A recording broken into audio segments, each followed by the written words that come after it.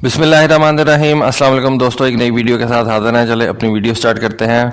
2022 का साल तो गुजर गया, लेकिन ये बड़ा एक इवेंटफुल साल था। इस साल के अंदर जो सबसे बड़ी चीज हुई वो रशिया और यूक्रेन की जंग हुई। सारी दुनिया जो है वो इस जंग से मुतासर हो गई। इवन पाकिस्तान में बड़े बड़े कारनामे हो गए। एक ऐसा मुल्क मिलिटरीली जो है वो बहुत स्ट्रांग बन के सामने आया जिसको कोई सोच भी नहीं सकता था। वो मैं आपको आगे चल के बताता हूँ कौन सा मुल्क है। सारा नेटो, सारा यूरोप जो है वो यूक्रेन के साथ खड़ा हो गया। रशिया ने ऑयल प्राइसेस जो है वो इतनी कम कर दी, इतना सस्ता उसने ऑयल बेचना शुरू कर दिया। रशिया और नॉर्थ कोरिया जो है वो बहुत ज्यादा नजदीक आ गए। रशिया ने ईरान से असला परचेज करना शुरू कर दिया। रशिया ने नॉर्थ कोरिया से असला परचेज करना शुरू कर दिया। ये वो सारी चीजें हैं जो हम तसव्वुर भी नहीं कर सकते थे, जिनको हम सोच भी नहीं सकते थे। चाइना और अमेरिका की दुश्मनी जो है वो मजीद बढ़ गई। अमेरिका ने चाइना के ऊपर पाबंदियां लगा दी, चाइनीज फर्म्स के ऊपर पाबंदियां लगा दी। अमेरिका चाइना से सस्ता माल तो इंपोर्ट कर रहा है, लेकिन हाईटेक माल वो चाइना को नहीं बेचने दे रहा किसी भी मुल्क को। खुद अमेरिका ने अपने मुल्क के अंदर एक्सपोर्ट बैन लगा दिए कि आप कोई भी हाईटेक चीज जो है वो चाइना को सेल नहीं कर सकते। अमेरिका यूरोपियन ममालिक को कन्विंस करने में कामयाब रहा कि आप अपना हाईटेक चीजें जो हैं वो चाइना को ना बेचें। हमने देखा कि रशिया जो एक बहुत बड़ी मिलिट्री माइट थी, उसका जब यूक्रेन के साथ मुकाबला हुआ, डेफिनेटली नेटो ममालिक ने यूक्रेन का बहुत साथ दिया, लेकिन रशिया का भी बहुत ज्यादा नुकसान हुआ। हमने रशिया के गनशिप हेलीकॉप्टर्स को गिरते देखा, Su-35 जहाज को गिरते देखा, रशियन Su-25 जहाज, रशियन Su-34 जहाजों को गिरते देखा।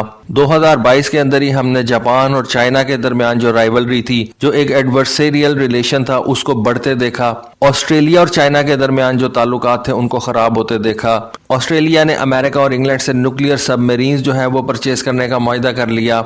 हमने अमेरिकन B-2 बॉम्बर्स को ऑस्ट्रेलिया के अंदर लैंड होते देखा, और अब ये समझा जाता है कि अमेरिकन परमानेंटली B-2 बॉम्बर्स को जो है वो ऑस्ट्रेलिया के अंदर हाउस कर देंगे और उनकी फ्लाइट्स ऑस्ट्रेलिया से हुआ करेंगी, जो कि चाइना के लिए एक बहुत बड़ा खतरा है। 6th जनरेशन के जहाज़ों के ऊपर बहुत बात हुई। अमेरिका भी 6th जनरेशन का जहाज़ तैयार कर रहा है, चाइना भी 6th जनरेशन का जहाज़ तैयार कर रहा है। दोनों ममालिक नेक्स्ट जनरेशन के बॉम्बर्स भी तैयार कर रहे हैं। अमेरिका ने तो दिसंबर के महीने में अपना B-21 बॉम्बर दुनिया के सामने रिवील कर दिया, लेकिन चाइना जो कि अपने एक नेक्स्ट जनरेशन बॉम्बर के ऊपर काम कर रहा है, जिसको उसने H-20 का नाम दिया हुआ है, वो अभी तक रिवील नहीं कर सका दुनिया के सामने। रशिया ने अपने Su-57 जहाज की प्रोडक्शन के लिए नई फैसिलिटीज जो है वो एड अप करना शुरू कर दी हैं, और अब 2023 के अंदर उसका ऐलान है कि हम Su-57 जहाज की जो प्रॉपर प्रोडक्शन है उसको कमेंस कर देंगे। और जो उन्होंने एक पहला टारगेट अपना रखा हुआ है 76 Su-57 जहाजों का, उस टारगेट को अचीव करने के लिए हम 2023 में जो है वो काम स्टार्ट कर देंगे। अब इस वीडियो के शुरू में मैंने आपसे कहा था कि एक ऐसी कंट्री है जिसने सबको हैरान परेशान कर दिया, कम से कम मुझे तो उसने बहुत ज्यादा हैरान किया, और वो कंट्री है साउथ कोरिया। साउथ कोरिया ने बहुत सी नेटो कंट्रीज को अपना असला बेचा। खास तौर पर उसने पोलैंड को अपने टैंक्स जो है वो बेचे, उनका एग्रीमेंट साइन कर लिया। पोलैंड को उसने अपने ट्रेनर जेट्स जो है वो सेल किए हैं, एग्रीमेंट साइन कर लिया। उसके अलावा साउथ कोरिया की जो एक बहुत बड़ी अचीवमेंट कि साउथ कोरिया दुनिया का चौथा ऐसा मुल्क बन गया है जिसने एक 5th जनरेशन जहाज की जो है वो फर्स्ट फ्लाइट कंडक्ट करवा ली है। इससे पहले सिर्फ अमेरिका, रशिया और चाइना ऐसे ममालिक हैं जिनके 5th जनरेशन और स्टेल्थ जहाज जो है वो दुनिया के अंदर उड़ रहे हैं, फ्लाई कर रहे हैं। साउथ कोरिया दुनिया का चौथा ऐसा मुल्क बन गया है जिसने जुलाई के महीने में अपना एक 5th जनरेशन जहाज जो है उसको फ्लाई करवा दिया है, और बाकी दुनिया की बहुत सी कंट्री से वो आगे निकल गया इस मामले में। फ्रांस जो है वो अभी तक अपना 5th जनरेशन जहाज नहीं बना सका। इंडिया जिसने एक अपना एमका प्रोग्राम शुरू कर रखा है, और इंडिया का एक अच्छा खासा डिफेंस बजट है, वो अभी तक अपने 5th जनरेशन जहाज को जो है वो एक शक्ल नहीं दे सका। उसका कोई प्रोटोटाइप जो है वो हमारे सामने बन के नहीं आया।